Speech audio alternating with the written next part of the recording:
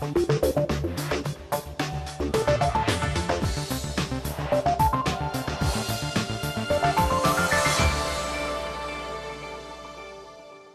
and welcome to the programme. I'm Nima Abu Ardin. We're at one of the region's biggest property shows in Abu Dhabi. Now, many countries in this part of the world are going through a property slump. So can Abu Dhabi plan its way out of a crisis?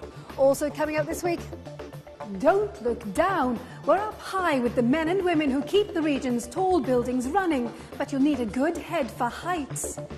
At the beginning, I was afraid, but well, since 11 years at the present, then nothing is for us now. Fueling a row, drivers feel the pinch as the UAE government slashes fuel subsidies.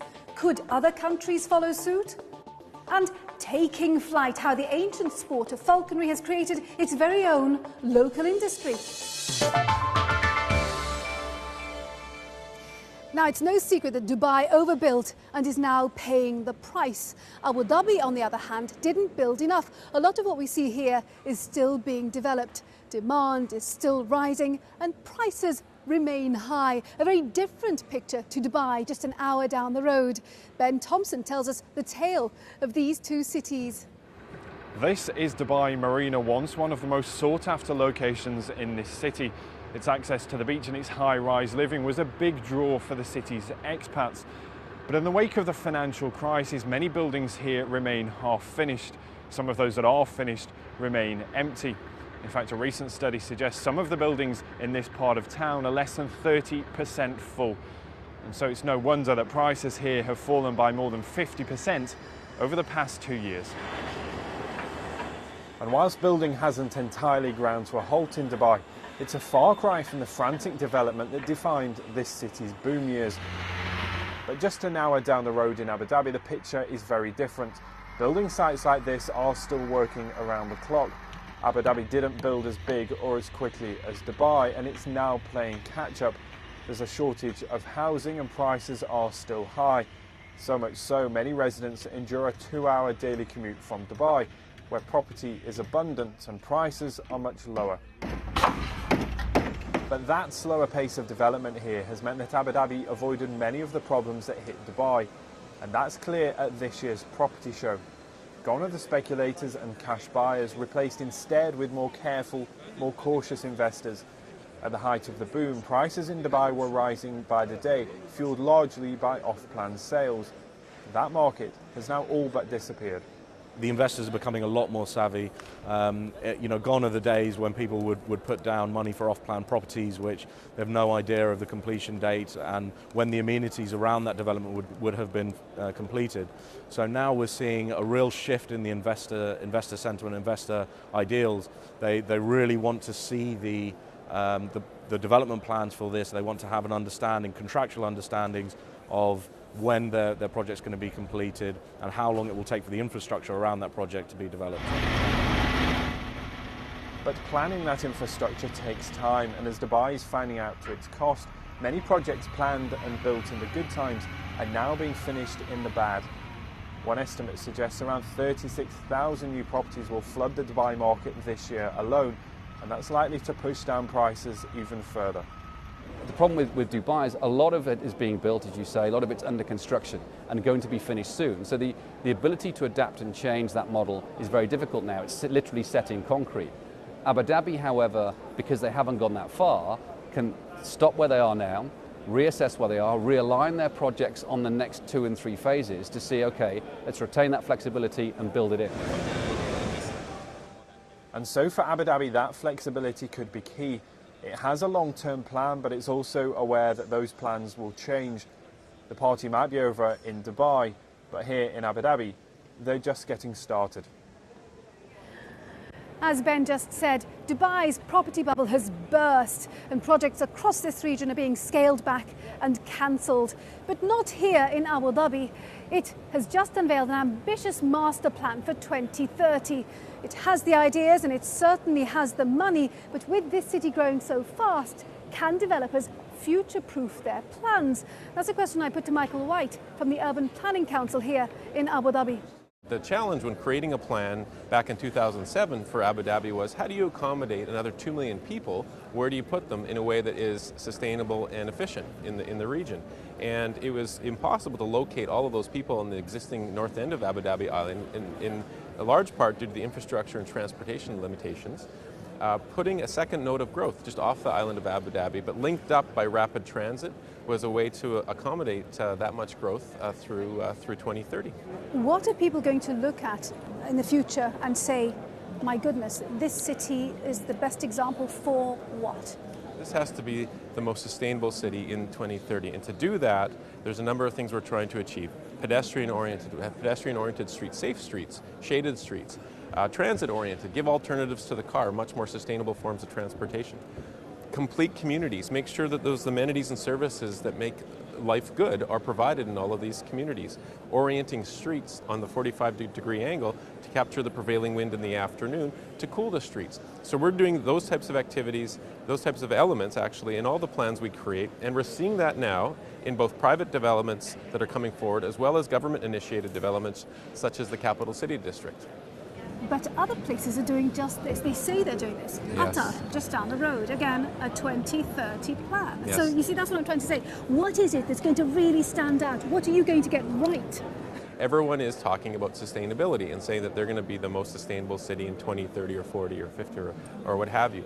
The only way to prove that is to demonstrate success. So it needs to make sure that the buildings are using less energy and water, that the landscaping is appropriate, for example, that you have the drought-tolerant plants or plants that use less water. In a social sense, make sure that there's the full array of community facilities and services in every neighborhood. These are all basic things that we're putting into place.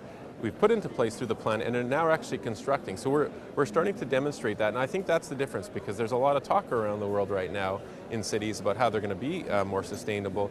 The difficulty in most cases is execution, and that's actually making it happen. And here in Abu Dhabi, that's possible. But how can you plan so far into the future?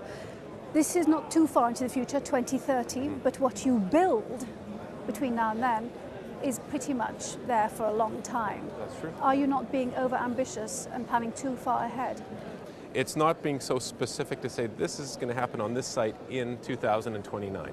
What it's saying is that here's the framework, here's the broad vision for a number of key elements, whether it's transportation, land use, or community facilities. So it provides that flexibility that will go well beyond 2030. Dubai had impressive plans. Things didn't go according to plan. What's to say that this will actually happen? I think the big difference is that there is a plan. Instead of allowing development to happen as it will, it has to fit within the framework. And there's still flexibility, as I said, in that framework, but having a game plan will actually help guide those decisions for government, whether it's decisions around approving development or it's decisions around spending on infrastructure. There's a good starting point. We know we have a very good end point, and in between we have opportunity for change. Michael White of the Abu Dhabi Urban Planning Council speaking to me earlier. Now, as you'd expect, the master plan for Abu Dhabi includes a good number of tall buildings. In fact, the skyline across this region is dominated by skyscrapers, each taller and bolder than the last. And that love of tall buildings has created its very own industry, one where you need a good head for heights, as Philip Hampshire has been finding out. The Yas Marina Hotel in Abu Dhabi is famed for the light shows it can put on using its roof. But when a bulb blows, someone has to go out and fix it. And that's a job for the specialists. Preferably, of course, during the day. As modern buildings grow taller or use more intricate designs, traditional mechanisms like scaffolding and cranes become less suitable for replacing worn-out parts, window cleaning, or even the odd spot of painting. All this means a multi-million-dollar business, rope access, has ballooned in the past 2 decades, and the Middle East in particular has seen phenomenal growth, as Chief Executive Billy Harkin of rope access specialist Megami explains. I think in the Middle East there's a number of areas you can apply this to. You've only got to look around the cityscape and the skyline. We do a lot of civil work on the unique iconic projects. We do an awful lot of work offshore, oil rigs, platforms, bridges, antennas. We usually get involved at the blueprint stage of a lot of these projects where they are thinking ahead. The architects are building rope access into the building. They are allowing a certain amount of access from BMU systems, but they also recognise that by installing anchor points and rails, it will allow rope access to get on the structure and carry out the works. Edwil Atienza is a key part of the Megami team. He came from the Philippines to Dubai more than a decade ago and has since travelled the world working on projects. It all means the architecture of the Emirates has now provided fertile ground for a new industry that's now become an export for the country. But while Edwil loves his job, how does he feel dangling on a rope 300 metres up in the air? Well, at the beginning I was afraid, but well, since 11 years at the present, then nothing is for us now. Well, at the meantime, I'm working in Alamas Tower. That is around approximately 360 meters from top to down. And really, we're struggling about that. Really, we are safe, but we are, satisfied to ourselves to do our job with the safety manners and other things. Edwil has even replaced the aircraft warning light on the pinnacle of the tallest building in the world. Of course, it's not just the Burj Khalifa that has a high level of maintenance. Every tall building in Dubai, unless it's been exquisitely, painstakingly, ergonomically designed, will have a light bulb somewhere or even windows in extreme places, all of which require looking after. But surely if these buildings were designed with access in mind, maintenance and cleaning would be made easier, lowering the long-term running costs of the property. Well, according to industry experts, until now, it's all been about building your project as quickly as possible. The original thinking and the thinking for really the decade in the 90s into 2008 literally was in relation to delivery. The market was very high in relation to demand and supply was short, and the number one driver was delivery, and some people would say perhaps the only driver really was delivery. Now what's happening is people are realising that delivery is no longer the issue.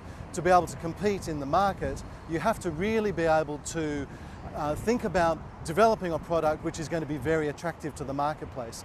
Sustainability and thinking about designs, thinking about how people are going to be able to live in them, how their expenses are going to be, and other aspects to do with livability and quality are now really entering the marketplace. For now, though, Dubai and Abu Dhabi's tall buildings have provided the perfect backdrop to create world leaders in a market only set to get bigger. Philip Hampshire reporting from on high there. Coming up after the break, we're back in the air with another of the Gulf's passions, falconry. Find out how feathers and flying are creating their very own industry. We fly falcons around various facilities to keep pigeons away from buildings, but increasingly over the last years we've had more and more interest from the corporate sector for doing tourist shows and falcon shows in the desert.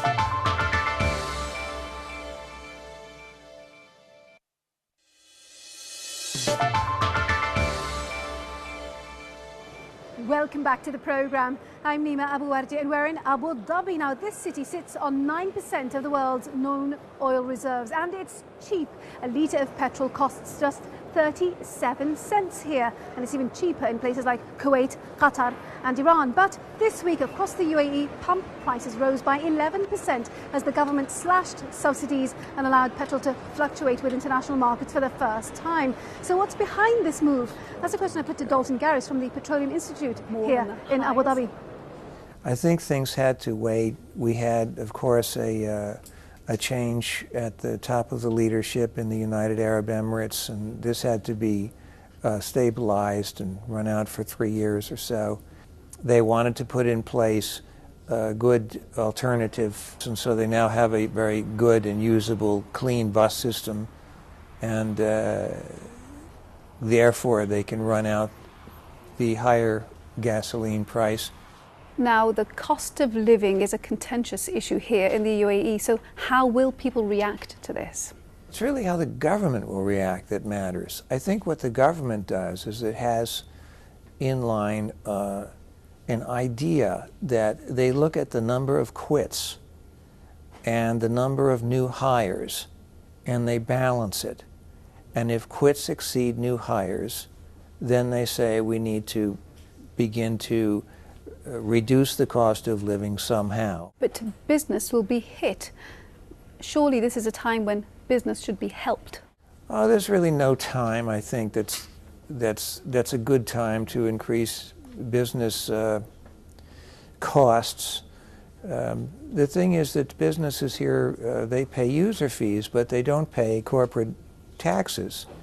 And so this will increase a resource that they need, and to some extent the increased cost will be passed on to the consumer. So does this mean that this is part of an ongoing process where prices will be raised gradually and then they'll sit back and see if the quits are more than the hires? I suspect they're not going to change their behavior because there's no need to. In other words, where are people going to go?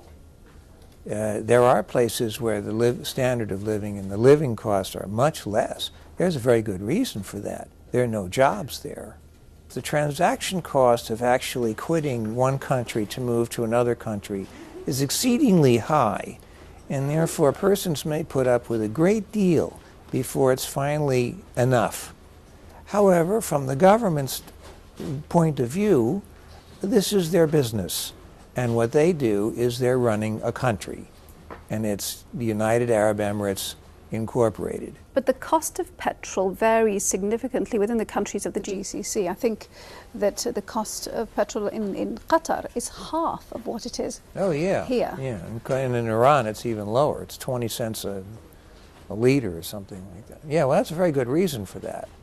The reason is because here we enjoy political stability far in excess of what other Middle East countries are able to enjoy. For example, in Bahrain, Kuwait, Iran, even Saudi Arabia to some extent, although I don't, again, I'm only speculating, but my guess is that if they try to quote unquote rationalize the cost of gasoline in, say, Iran, they'd have a fight on their hands. Dalton Garris speaking to me earlier. Now, this country might have transformed itself from a desert into a bustling metropolis, but it's still managed to keep some of its traditions alive. Falconry is one of the most popular sports here. It attracts experts and traders from across the world, but it doesn't come cheap, as Katie Watson's been finding out. It's feeding time for this young chick. David Lee Mazurier is making sure he gets as healthy a start as possible, ready to be sold in September. David's been managing this breeding centre for nearly 10 years. One of the reasons we're here is to produce falcons for the local market. Most of the birds before now have been imported from overseas, so there's stress involved with shipping and so forth. And if regulations change, it may stop importation. For instance, bird flu, there was no importation at that time. So we can guarantee a market here for the local falconers. But breeding season brings hard work and long hours. Up before 6 in the morning, David's at work until after midnight. He has to monitor the eggs that the falcons are hatching. Eggs that don't hatch will lose him money. The breeding centre here produces almost 200 birds a year. This little chick is a gyr falcon, one of the most valuable. When they're grown up, they can fetch nearly $30,000 each. As well as gyr falcons, David also breeds a variety of peregrines and hybrids. In these breeding chambers, David produces the birds in one of two ways. He either puts two birds together to mate naturally, or he breeds what are known as imprints, such as this bird. She's reared by humans, and David uses artificial insemination. It's much more time-consuming, but he can produce more eggs this way. Once laid, the eggs may start off looking pretty much the same, but what makes a bird more valuable? The value of the falcon depends on the size, colour. The large white and black gyr falcons are obviously more valuable than the grey gyr falcons. With the gyr peregrines, the hunting ability is about the same in the birds, but you'll get some which are paler colour or darker, so they tend to be the ones that are picked out, and they have a slightly higher value than the average. Hunting is officially banned in the UAE to protect wildlife, but that doesn't dampen demand for the birds. If you have the money, you can go abroad to hunt. Those with more modest means still like to own birds, though. But anyone with a falcon has to get it kitted out and trained, and there's money to be made here too. Here at the National Falcon Centre in Dubai, falconers can come here and buy pretty much everything they need for their bird. Whether it's a perch or a glove for the handler, there are all sorts of different prices. Isra and Fayez Ahmed are from Pakistan and work in a shop in the Falcon Centre. They used to work with falcons back home, but moved to Dubai a few years ago. There's more money to be made here selling accessories such as these hoods that calm birds when they're in training. There is a lot of kind of the woods, cheaper and also expensive, but the most expensive one is from London. It's like $90, and the other one is from Pakistan. It's like $10 or $12, not more than this. This one gloves from London, leather for Ghazal, you know, Ghazal. This one $100, expensive one. Beyond breeding birds and selling equipment, some falconers are coming up with more novel ways of earning money with falcons. David Steed is paid by his clients to fly his birds around buildings to chase away pigeons. His business is expanding in other ways too. Our primary role is bird controllers. We fly falcons around various facilities to keep pigeons away from buildings. But increasingly over the last years, we've had more and more interest from the corporate sector for doing tourist shows and falcon shows in the desert. In modern Dubai, old traditions remain, but this is a tradition that's allowing falconers to earn money while still flying their birds. Katie Watson reporting there. Well, I do hope you've enjoyed our programme. Before we go, let's see how the region's main markets finished the week. And remember, we'd love to hear from you, your thoughts about the programme and any story ideas you might have. Our email address is middleeastbiz@bbc.co.uk. Now, next week, we're rubbing shoulders with the great and the good of the sporting world. They're descending on Dubai to discuss the business of sport. Until then, from me, Nima Abu Warde, and the rest of the team, thank you for watching. Bye-bye.